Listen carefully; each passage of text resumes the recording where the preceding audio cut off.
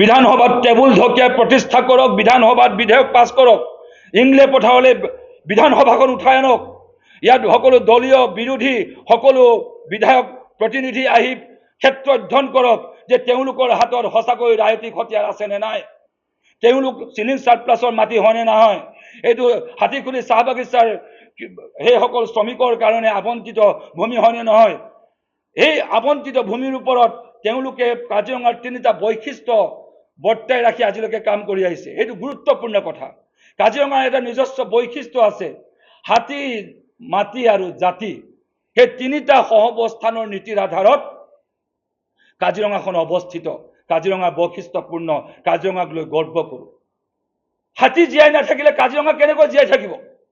তাত 200-300 হাতীয়ে ঘূলি থকা পথাৰখনত সেই মানুহবোৰে সহৱস্থান কৰি বছৰত এটা খেতি কৰি বাকীবোৰ সময়ত তেওঁলোকক প্ৰজনন আৰু ঘূলিবৰ কাৰণে সেই ক্ষেত্ৰখন এৰি দিয়াৰ ইতিহাস আছে। তাৰ কাৰণে কেমেৰাত বন্দী কৰা ডকুমেণ্টাৰী আছে, তথ্য পাতি সকলোবিলাক বিস্তৰভাৱে আমি প্ৰদৰ্শন কৰিব লাগে। আমাৰ সৎ সাহস আছে।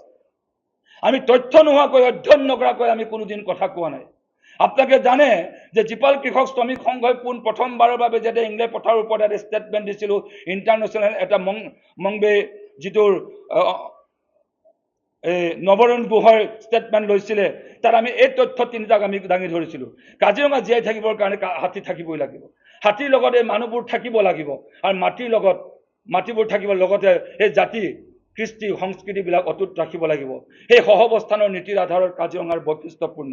গতিকে এই হাতী ঘোলা পথাৰখনক সুৰক্ষা নকৰাকৈ কেৱল তাত যদি ইণ্ডাষ্ট্ৰী, যদি কৰ্পৰেট ইণ্ডাষ্ট্ৰী যদি বহাই দিয়া হয়, হায়াত হোটেলৰ দৰে জনবিৰোধী, আমাৰ থলুৱা বিৰোধী যদি উদ্যোগবিলাকক তাত প্ৰতিষ্ঠা কৰা হয়, তেতিয়াহ'লে আমাৰ ক্ষুদ্ৰ জাতি সত্তাসমূহ সম্পূৰ্ণ নিঃশেষ হৈ যাব।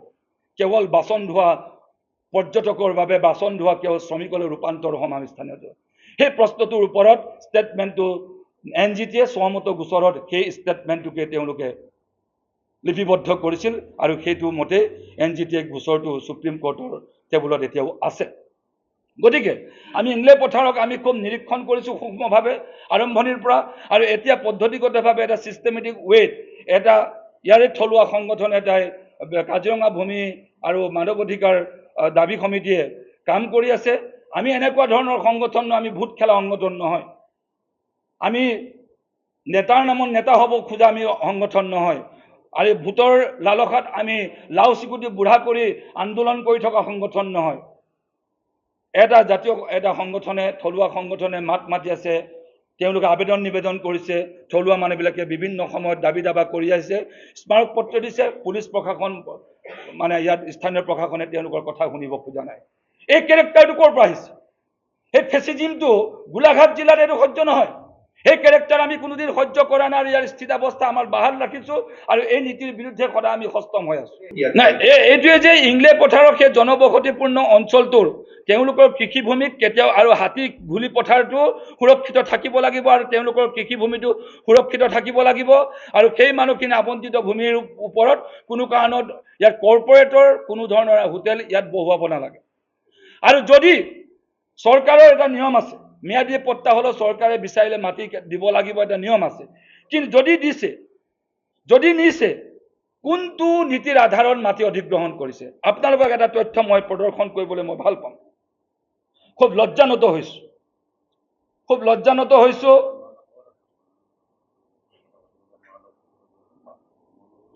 মুখ্যমন্ত্ৰী হিমন্ত বিশ্ব শৰ্মাই CM ৰিলিফ ফাণ্ডৰ পইচা কম্পেনচেশ্যনৰ নামত দিছে, আমাৰ থলুৱা জনগণক আভুৱা ভাৰিছে। ক'ত সাহস পালে? ইয়াত ভূমি অধিকাৰ সম্পৰ্কে জ্ঞান নথকা মানুহ আছে বুলি ভাবিছে নেকি? লেণ্ড ৰাইটছ কি বস্তু আমি নাজানো বুলি ভাবিছে নেকি? লেণ্ড একুইজিশ্যন এক্ট 2013 ৰিভাইজ 2015 সেই সম্পৰ্কে আমাৰ জ্ঞান নাই বুলি ভাবিছে নেকি? তেওঁলোকে যদি লেণ্ড একুইজিশ্যন কৰিছে, প্ৰপাৰ কম্পেনচেশ্যন পলিচি তেওঁলোকে আধাৰত তেওঁলোকে কম্পেনচেশ্যন দিব লাগিব। সেইটো কিয় আভুৱা ভাৰিছে? সেই ৰিলিফ ফাণ্ডৰ পইচা ক'ত দিয়ে আপোনালোকে সকলোৱে বিদ্যান লোকসকল জানে, সংবাদ কৰ্মীসকল চবে জানে। ইয়াত জৰুৰীকালীন সময়ত, নেচাৰেল কেলামিটি ডিজাষ্টাৰৰ সময়ত, সেই কিছুমান ইমাৰ্জেঞ্চি ৰিলিফৰ সময়ত CM ৰিলিফ ফাণ্ডৰ পইচা ৰিলিজ কৰে। কোনোবা তৃতীয় বিদ্যমান লোকসকলৰ যদি স্বাস্থ্যজনিত যদি সমস্যা থাকে, সেইসকলক স্বাস্থ্য পৰীক্ষাৰ কাৰণে চিকিৎসা সেৱাৰ বাবে তেওঁলোকক দিয়া হয় কিন্তু সেই ৰিলিফ ফাণ্ডকে ক্ষতিপূৰণৰ নামত আভুৱা ভাৰি তেওঁলোকে দি থকাটো সম্পূৰ্ণ অনৈতিক অসাংবিধানিক আপোনালোকে জানে বাগজান কাণ্ডৰ সময়তো তেনেকুৱা ধৰণৰ ডেপুটি কমিশনাৰে কাম কৰিছিল CSR ফাণ্ডকে ৰিলিফ কম্পেনসেশ্যন বুলি কৈ দিব খুজিছিল আমি লগে লগে কন্ডেম কৰিছিলো কন্ডেম কৰাৰ পাছত তেওঁলোকে পৰৱৰ্তী সময়ত সেই ষ্টেটমেন্ট উঠাই লৈছিল তাৰ পাছত তেওঁলোকে ক্ষতিপূৰণ দিবলৈ বাধ্য হৈছিল গতিকে মুখ্যমন্ত্ৰী ডাঙৰীয়াক সাৱধানবাণী শুনাইছো যে গোলাঘাট জিলাৰ ভূমি অধিকাৰ সংগ্ৰামৰ ইতিহাসৰ বিৰল ঐতিহ্যপূৰ্ণ গোলাঘাটে ভূমি অধিকাৰ সংগ্ৰামৰ বাট কটীয়া আপুনি পঢ়ক দয়াং আন্দোলন টেঙানী আন্দোলন কৃষক দয়াং আন্দোলন পঢ়ক মৰিয়াহুলা আন্দোলন পঢ়ক অসমৰ ইতিহাসত ভূমি অধিকাৰ আন্দোলনৰ বাট কটীয়া গোলাঘাট কেনেকৈ হয় গতিকে আমাক এই ধৰণৰ আভুৱা ভাৰি পুতৌ কৰি কৃপা কৰি আমাক তেনেকুৱা আপোনালোকৰ সাহায্য নালাগে আমাক প্ৰাপ্য আৰু অধিকাৰৰ ভিত্তিত ইংলে পথাৰৰ মানুহক যদি ক্ষতিপূৰণ দিব লগা হলে আলোচনা ক্ৰমে পাব্লিক হিয়াৰিং কৰি জনগণৰ মত লৈ তেওঁলোকে কৰক আৰু চুৰ চাপাচি কৰি ৰাতিৰ আন্ধাৰত মানুহৰ ঘৰত চেক বিতৰণ কৰা এই নীতি ক'ৰ পৰা আহিল এই আমদানিকৃত নীতিটো ক'ৰ পৰা আহিল আৰু ইয়াত জাতীয় সংগঠনৰ দৰে কিছুমান একাংশ জাতীয় সংগঠনৰ নেতাই মই নাম ধৰি কৈছো আচ্ছাৰ দৰে এটা শিক্ষিত আজি মোৰ ভাতৃসম জগদীশ বৰাইকৰ নেতৃত্বত পৰিচালিত আচ্ছাৰ কেইজনমান সদস্যই ৰাতি সেই চেক বিতৰণ কাৰ্যসূচীত লিপ্ত হোৱাৰ পৰিঘটনা আমাৰ হাতত তথ্য আছে আৰু এই তথ্য যদি ৰাজহুৱাকৰণ কৰিব নালাগে আমি কৈছো এই প্ৰত্যাহ্বান গ্ৰহণ কৰিবলৈ আমাৰ সৎসাহস আছে আচ্ছাই যতে ৰাইজৰ মেল পাতক তাত কাট কৰা বহুৱাক এই কাট কৰা আমি থিয় দিম আমি কৈফিয়ত লওক আমি কৈফিয়ত তলব আমি মানি ল'ম আৰু যদি তাত প্ৰমাণ কৰাব নালাগে তেতিয়াহ'লে আপোনাৰ শিক্ষা আমি সেলুট দিওঁ আপোনাৰ প্ৰতি আমাৰ আস্থা আছে বিশ্বাস আছে অনতি বিলম্বে চৰকাৰক আপুনি শ্বেতপত্ৰ প্ৰকাশৰ দাবী তোলক আপোনালোকে সঁচাকৈ জাতিটোক যদি প্ৰতিনিধিত্ব কৰাৰ কথা যদি আপোনালোকে সঁচাকৈ স্বীকাৰ কৰে তেতিয়াহ'লে জাতিটোৰ কাষত আপোনালোকে থিয় হৈ প্ৰকৃতাৰ্থত তেওঁলোকৰ মৰ্ম বেদনা উপলব্ধি কৰক আজি গীতা গোৱালাই কি কৈছে এই কথা শুনক তাৰ স্থানীয় জনসম্প্ৰদায় কি কৈছে এই কথাখিনি নুশুনাকৈ আপোনালোকৰ কৰ্মকৰ্তাসকলে স্থানীয়ভাৱে যিবোৰ সংবাদ মেল তেওঁলোকৰ চলন ফুৰণৰ গতিবিধিত যিটো লক্ষ্য কৰিছো চৰকাৰী মুখপাত্ৰৰ দৰে অতুল বৰাৰ বক্তব্যৰ লগত তেওঁলোকৰ দাড়ি কমাৰ কতো পাৰ্থক্য আমি দেখা নাই আৰু আপোনাৰ সত্তাক জগদীশ বৰাক ডাঙৰীয়া আপোনাক কৈ আছো আপোনাৰ সত্তাক আমি সন্মান কৰো আপোনাৰ প্ৰতি আমি আশাবাদী আপোনাক তথাকথিত কংগ্ৰেছ বিজেপি এজিপি লৈ ঢাপলি মেলা কেৱল বিধায়কবিলাকৰ সুৰত সুৰ মিলোৱাৰ নেতা বুলি নাভাবো আপুনি চকচ কৰক বোকাখাত গোলাঘাটৰ নেতৃবৃন্দৰ ওপৰত কিয় জনগণৰ ওচৰত প্ৰকৃতাৰ্থত থিয় হোৱা নাই কিয় divide and rule policy adopt কৰা হৈছে তেওঁলোকে নিজৰ দায়িত্ব স্বীকাৰ নকৰাকৈ তাত ভূমি অধিকাৰ দাবী সমিতিৰ কৰ্মকৰ্তাসকলক এই জনগণে উচতাই পেলা তেওঁলোক বিপথে পৰিচালনা কৰা বুলি কৈয়ে দায় সাৰি তেওঁলোকে চৰকাৰৰ পক্ষ ল'বলৈ চেষ্টা কৰিছে আপোনাক জনাই দিছো সৰজমিন আপুনি তদন্ত কৰক আৰু সৰজমিন জৰীপ আপোনালোকে যৌথভাৱে কৰিবৰ কাৰণে আহ্বান জনাওক আৰু শ্বেতপত্ৰ প্ৰকাশ কৰাওক যদি ক্ষতিপূৰণ দিছে কি নীতিৰ আধাৰত দিছে প্ৰশ্ন কৰক তেতিয়া জুলুঙাৰ মেকুৰী ওলাব অতুল বৰাৰ মুখত চাই পৰিব হিমন্ত বিশ্ব শৰ্মাৰ মুখত চাই পৰিব আজি আদিত্য ৰাভা প্ৰণৱ দলে আজি বিজিত কুটুম অমিত নাগক গ্ৰেপ্তাৰ কৰি বীৰত্ব দেখুৱাই লাভ নাই চৰকাৰখনৰ সেইটো চৰকাৰখনৰ দুৰ্বলতাৰ প্ৰতীক জনগণৰ কণ্ঠ ৰোধ কৰিবলৈ যোৱা জনগণৰ প্ৰশ্নৰ উত্তৰ দিব নোৱাৰা চৰকাৰ এখনেহে ইমান ভীতিগ্ৰস্ত হৈ পেলাই গ্ৰেপ্তাৰ কৰিবলৈ উদ্যত হয় কোন মানুহে তেওঁলোকে এইবোৰ ভয়াতুৰ মানুহৰ লক্ষণ চৰকাৰখন যে ভয়াতুৰ জনগণৰ কণ্ঠক তেওঁলোকে সহিব নোৱাৰে তেওঁলোকৰ হাতত উত্তৰ নাই গতিকে তেওঁলোকে এই ধৰণৰ কাম কৰিছে লগতে আৰু এটা বস্তু আপোনালোকক ক'ব লাগিব যে অখিল গগৈ ডাঙৰীয়া আপুনি আকৌ এবাৰ আপোনাক আমি কম যে আপুনি পানীকেঁচুৱা কৃষি মন্ত্ৰী পীযুষ হাজৰিকা পানীকেঁচুৱা বনমন্ত্ৰী জয়ন্ত মল্ল বৰুৱাতকৈ যে আপুনি ভূমি অধিকাৰ আন্দোলনৰ এজন নেতা হিচাপে লেণ্ড ৰাইটছ সম্পৰ্কে আপুনি জানে যে ফৰেষ্ট ৰাইটছ এক্টৰ কাৰণে আমি সংগ্ৰাম কৰি ভাৰতবৰ্ষত সেই ফৰেষ্ট ৰাইটছ এক্ট ইমপ্লিমেণ্ট কৰাৰ এজন অগ্ৰণী আমি নেতাৰ শাৰীত আছোঁ। RTI এক্ট আনিবৰ কাৰণে সক্ষম হৈছিলোঁ, MNG ৰেগা আনিবলৈ সক্ষম হৈছিলোঁ। তাৰ পাছত আপোনাৰ নাকৰ তলতে এনেকুৱা এটা মানৱ অধিকাৰ উলংঘন হৈ আছে। আজি নাৰীসকলক নিৰ্যাতন চলাইছে।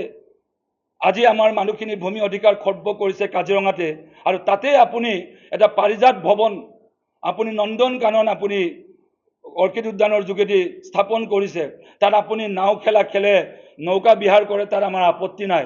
কিন্তু আপোনাৰ পানীৰ তলতে, আপোনাৰ নাকৰ তলতে এনেকুৱা এটা ঘটনা ইয়াত ঘটি থাকিব, আপুনি তাৰ কাৰণে কোনো মাত নামাতিব, সেই কথা কেতিয়াও জীপাল কৃষক শ্ৰমিক সংঘই কিন্তু আপোনাক ক্ষমা নকৰে। আপুনি মাতিব লাগিব, বিধানসভাত আপুনি বাধ্য কৰিব লাগিব, আৰু ন্যায্যতা ঘূৰাই অনাৰ ক্ষেত্ৰত আপুনি সবল ভূমিকা পালন কৰিব লাগিব। ইয়াত মই আন্দোলন কৰিবলৈ নাযাওঁ, মই হুকুম দিম, আৰু হুকুম দিব পৰা মানুহ যে মই হয়, অসমৰ মানুহে এটলিষ্ট জানে মই কোন হয় বা আমি কোন হয়। এইখিনি অখিল গগৈক দাবী কৰাৰ এখতিয়াৰ আমাৰ যে আছে, অন্তত জনাই জানে বা অসমৰ ইতিহাসে জানে। গতিকে এই হুংকাৰ দিয়াৰ অধিকাৰ আমাৰ হাতত আছে কাৰণেই সেইটো দিবলৈ আমি সাহস কৰিছোঁ। হিমন্ত বিশ্ব শৰ্মাক যিমান আমি জগৰীয়া কৰিম এই প্ৰসংগত, অতুল বৰা আৰু অখিল গগৈক আমি তাতোতকৈ দুগুণ বেছি জগৰীয়া কৰিম। কাৰণ আপোনালোকৰ অৱস্থিতি থকাৰ পাছতো আমাৰ জনগণক হেতালি খেলিবলৈ দিয়াৰ ক্ষেত্ৰত ৰং চাই থকাক আমি কেতিয়াও সহি নাথাকোঁ। মৌনং সন্মতি লক্ষণম বুলি এটা কথা আছে। গতিকে যদি নাই, আমাৰ ধাৰণা ভুল বুলি প্ৰমাণিত যদি কৰিলে, আমি আজি যেনেকৈ সমালোচনা কৰিছোঁ, আকৌ প্ৰেছ সম্বোধন কৰি আকৌ চেলুট দিয়াৰ আমি কাৰ্যসূচী কৰিম। আচ্ছাকো চেলুট দিম, তেতিয়া আমি কৃষক মুক্তি অখিল গগৈকো দিম আৰু অতুল বৰাকো দিম। কিন্তু ন্যায্যতা যেতিয়ালৈকে নাপাওঁ, তেতিয়ালৈকে কিন্তু আপোনাক ক্ষান্ত নাথাকিম। এসপ্তাহ সময়সীমা বান্ধি দিছোঁ জীপাল কৃষক শ্ৰমিক সংঘ। কাৰণ এই বোকাখাতৰ, এই কাজিৰঙাৰ ৰণনীতিৰ ক্ষেত্ৰত আমাৰ জীপাল কৃষক শ্ৰমিক সংঘৰ এটা বুনিয়াদী স্থিতি আছে, বুনিয়াদী এটা সত্তা আমাৰ বিৰাজমান। আমাৰ সত্তাটো কেৱল ব্যক্তিৰূপে চালে নহ'ব, এটা আদৰ্শগত স্থিতি আছে। গতিকে আমি কোনো কাৰণত এইটো ক্ষমাৰ দৃষ্টিয়ে নাচাম। প্ৰয়োজন হ'লে আমি কৈছোঁ এসপ্তাহ হ'লে আমি বাদ চাম। এসপ্তাহৰ ভিতৰত যদি প্ৰতিনিধি দল আহি উপস্থিতি হ'ল, যুটীয়া জৰীপ কৰি যদি ন্যায্যতা প্ৰদান কৰাৰ সপক্ষে যদি আপোনালোকৰ ষ্টেণ্ড ক্লিয়াৰ নকৰে, অতুল বৰাৰ বৃহৎ এই দিছপুৰৰ চচল নমাই আনিম, আৰু অখিল গগৈৰ অৰ্কিড উদ্যানৰ সন্মুখতো সেই চচলখন নমাই আনিম। আমাৰ মূল এতিয়া দাবীটো হ'ল ইংলে পথাৰৰ লগতে অসমৰ সৰ্বত্ৰে জনজাতীয় মানুহৰ পৰা ভূমি হৰণ কৰি আদানী বিভিন্ন কোম্পানীৰ নামত যি হস্তগত কৰাৰ চক্ৰান্ত লিপ্ত হৈছে, মুখ্যমন্ত্ৰী হিমন্ত বিশ্ব শৰ্মাৰ লাহে লাহে ভৰিৰ তলৰ মাটি খহি যোৱাৰ সপক্ষে এই গৈ আছে। লাহে লাহে সেই সৰ্বসাধাৰণ সৰল সহজ জনজাতীয় মানুহবোৰ যেতিয়া সচেতনভাৱে জাগ্ৰত হ'ব, তেতিয়া আপোনাৰ কোনো ৰণনীতি, টকা, ক্ষমতা, পুলিচ, মিলিটেৰীৰ শক্তিয়ে ৰুধিব নোৱাৰে, এই কথা সকীয়াই থ'ব।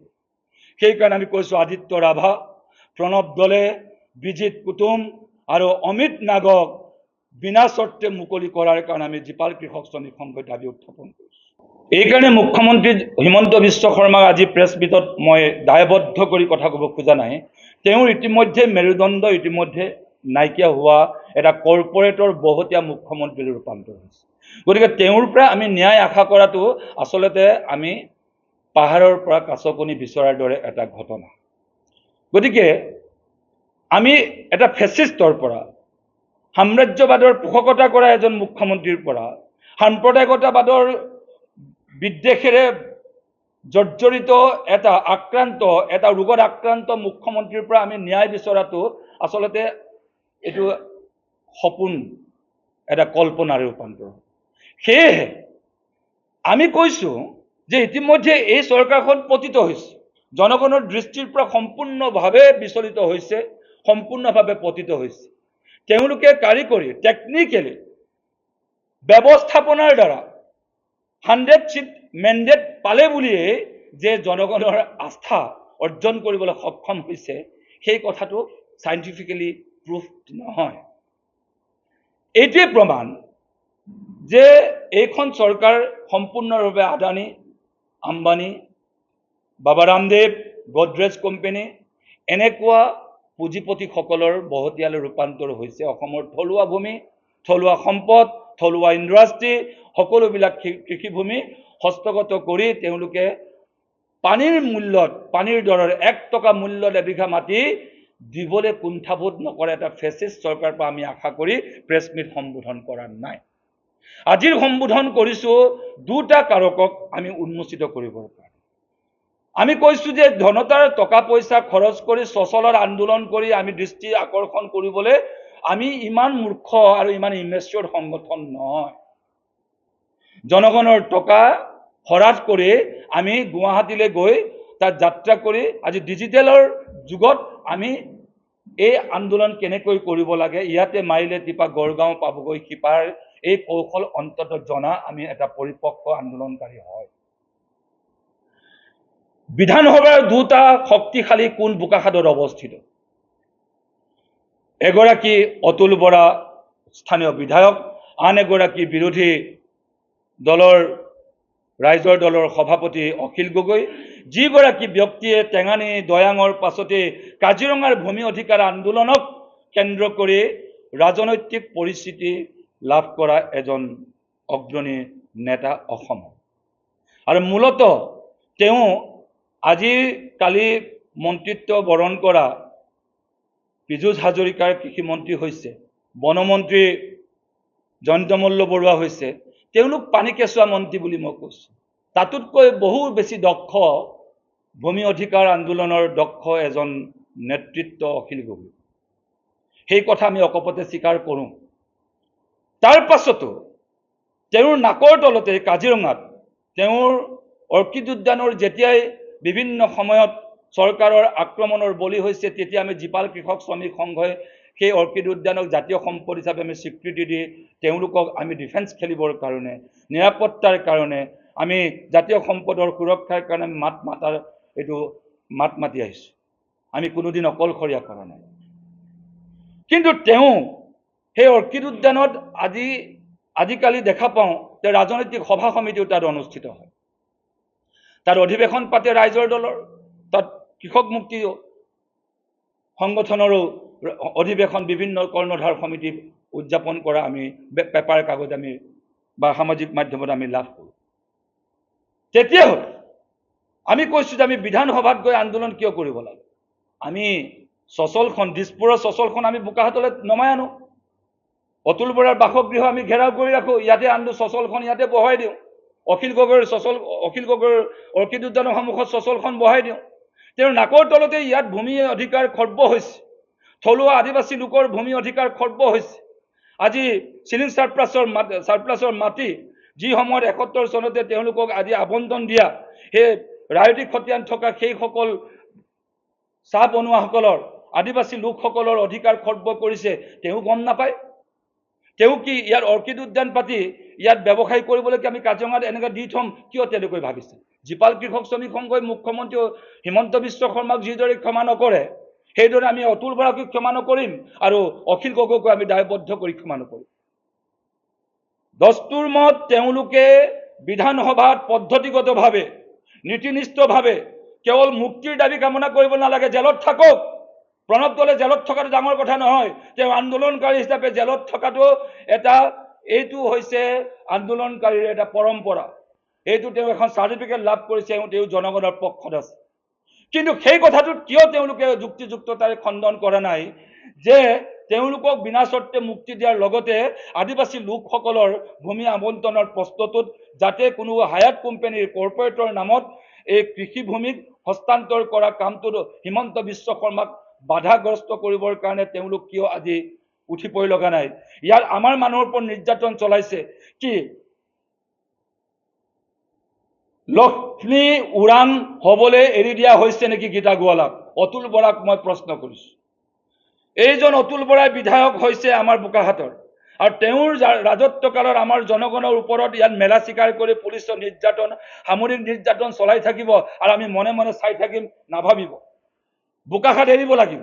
প্ৰয়োজন হ'লে বোকাখাত এৰাৰ ধ্বনি তুলি সকলো ৰাজনৈতিক নেতৃত্বৰ বিপক্ষে আমি জোৰদাৰ আমি আন্দোলন গঢ়ি তুলিবলৈ বাধ্য হওঁ।